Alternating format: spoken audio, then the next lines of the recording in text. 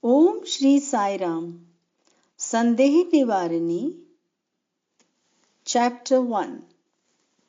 Swami, can we ask you freely about any topic concerning the spiritual path which we do not know? Certainly. What is the objection? Why this doubt? What am I here for? Is it not for explaining to you things you do not know? You can ask me without any fear or hesitation. I am always ready to answer. Only I want earnest inquiry with a desire to know. But some elders say it is wrong to vex the Guru with questions. Are they right, Swami? That is not correct. Whom else can the disciple approach? Since the Guru is everything to him, it is best that he consults him in all matters and then acts. Some say that we should reverentially carry out whatever the elders ask us to do without raising any objections. Is that your command also? Until you develop full faith in them and know that their words are valid, it will be difficult for you to carry out their orders reverentially. So until then, it won't be wrong to ask them the significance and the validity of their orders, so that you may be convinced. Swami, whom are we to believe? Whom are we to discard? The world is so full of deceit. When those whom we believed are good themselves turn out to be bad, how can faith grow? Well, my boy, where is the need for you in this world or any world to grow faith in others? Believe in yourself first, then believe in the Lord Paramatma. When you have faith in these two, neither the good nor the bad will affect you. Swami, in the Lord too diminishes sometimes. What is the reason for that? When one is deluded by mere external world and when one does not attain success in such external desires, faith in the Lord diminishes. So give up such desires. Desire only for the spiritual relationship.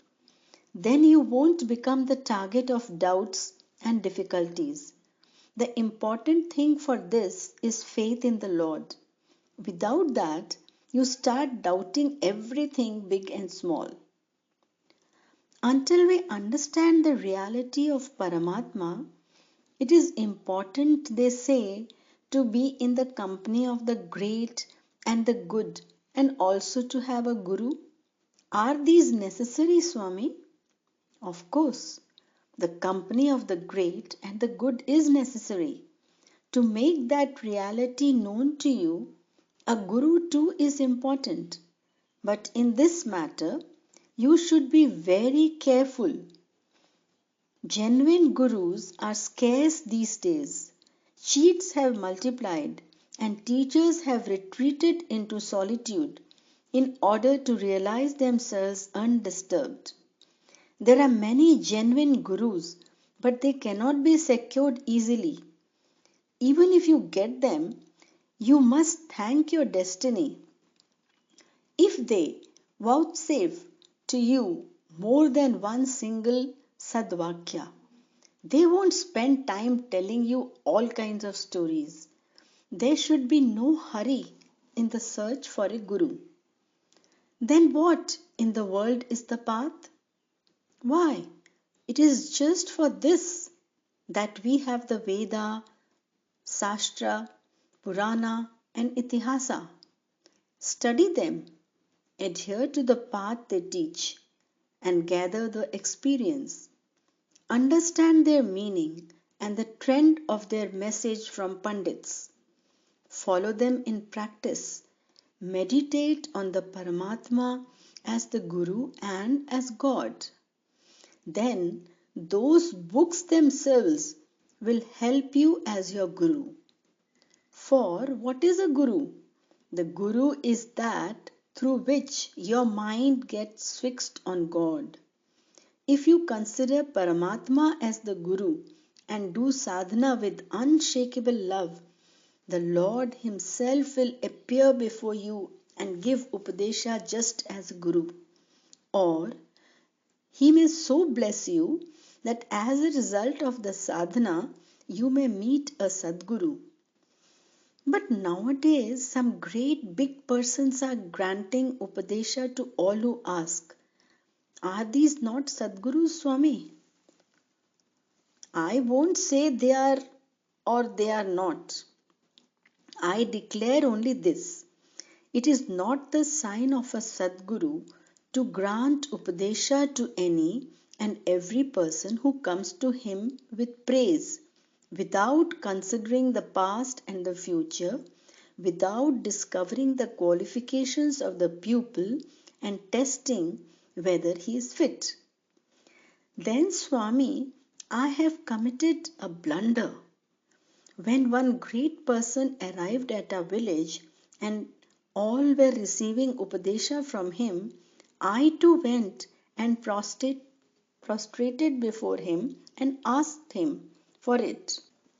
He granted me a good Upadesha. I repeated the mantra for some time, but soon I came to know that the great person was a cheat. Since that day, I lost faith in the name he gave me. I gave up mantra. Was this wrong or am I right? Do you doubt that the right and wrong of this? It is very wrong. Just as the Guru, as I told you now, examines the qualifications of the disciple too has to critically examine the credentials of the Guru before receiving Upadesha. Your first mistake was that you did not pay attention to this, but hastily accepted Upadesha. Well, even if the Guru gave it without the necessary qualification, why did you break your vow and stop repeating the name? That is the second mistake, casting the fault of another on the sacred name of God. Before receiving Upadesha, you should have taken time and known his genuineness and developed faith in him. Then, when the desire to accept him as Guru emerged, you should have received the Upadesha. But once you accept, you must repeat it. Whatever the difficulty, you should not give it up. Otherwise, you commit the wrong of accepting without deliberation and rejecting without deliberation. That wrong will be on your head. You should accept a name when you are still afflicted by doubt or a name which you do not prefer. Having accepted, you should not give it up. What happens when it is given up? Well, my boy, disloyalty to the Guru and discarding the name of God. On account of these, your one-pointed endeavor and concentration will wither away. As the saying goes, the diseased seedling can never grow into a tree. But if the Guru grants the mantra, though we may lack the merit, such a Guru is no Guru. The result of his wrong act won't fall on you. The evil of that wrong will devolve on him only. If the disciple acts according to the promise made to the Guru, irrespective of what the Guru may turn out to be, and honors him as before, can he realize the goal, Swami? Certainly. What doubt is there? Don't you know the story of Eklavya? Though Dronacharya did not accept him as his disciple, he installed an image and took it as Dronacharya himself. Revering as such, he learnt archery and achieved mastery of all arts. Finally, when the Guru, blinded by injustice, asked for his right thumb as his fees, he offered it gladly. Did Eklavya take to heart the injury done by the Guru? Of what avail was that offer? His education was all a waste. That was all. What was the net result of his achievement, Swami? Though Eklavya lost all chance of using his skill, the character that he earned by that training was never lost. Is not the fame he acquired by his sacrifice enough compensation? Well, what is past. Hereafter, at least I shall hold fast and try not to discard the name. Please grant me Upadesha yourself. Your attitude is just like that of the person who, after having witnessed the Ramayana being enacted throughout the night, asked someone at daybreak how Rama was related to Sita. I was telling you that the Guru and the Upadesha will come when your qualifications ripen. It will come by itself. There is no need for you to ask. Really speaking, the disciple should not ask for Upadesha on his own. He cannot be aware of his being ripe for it. The Guru will be watching for the proper moment and he will himself bless and help. You should not get Upadesha more than once. It is not repeatable. If you give up one Upadesha and take up another, whenever you feel like, you will be like a married woman gone astray. So what is my fate now? Is there no way to save myself, Swami? Repent for the mistake committed, but continue meditating on the name you received. For Namasmarna, apart from Japa, you can use as many names as you like. For Dhyana, the name got by Upadesha alone should be used. Remember, don't change that sacred name. Transform yourself by persistent yearning and effort and proceed. Swami, today is indeed a great day, for all doubts have disappeared by the message you gave.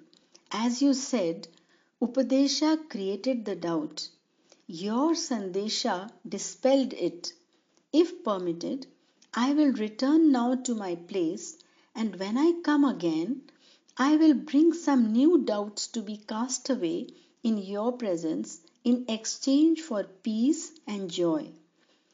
If you so command, I shall come next month. Very good.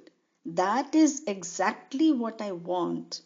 That persons like you should rid themselves of doubts, should grasp the real significance of life, and welcoming the Sandesha with faith and steadfastness, dwell in constant remembrance of the name of the Lord. Whenever you come, whatever comes, learn from me the method and means of ridding yourself of grief and doubt and worry. Never suffer from grief, for with that pain inside you, you will not be able to do any sadhana. Whatever sadhana you do will be like rose water poured on ash. Very well, go now and come later. Jai Sai Ram.